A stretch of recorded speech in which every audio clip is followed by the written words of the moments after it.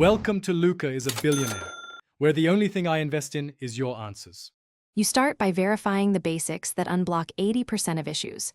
Check that Wi-Fi or cellular data is actually on and showing signal.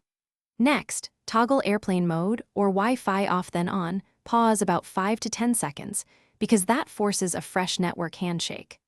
Once done, quit Safari fully and reopen it. Closing background tabs frees memory and avoids old failed requests. These quick steps often restore DNS resolution and let the page load normally. If the page still fails, diagnose the network layer.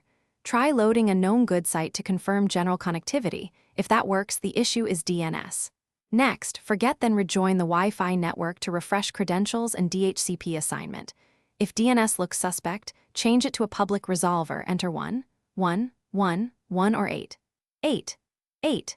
8 under Configure DNS for that network, because Safari relies on DNS to resolve host names. After changing DNS, reload the page and clear Safari. To finish, restart your device so DNS and network changes take full effect and any stuck sockets close.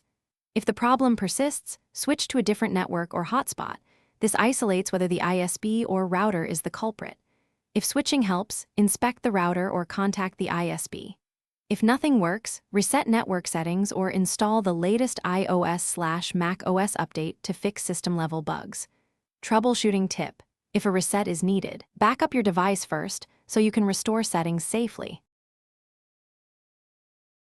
Thanks for watching and please subscribe. It's the best investment you'll ever make.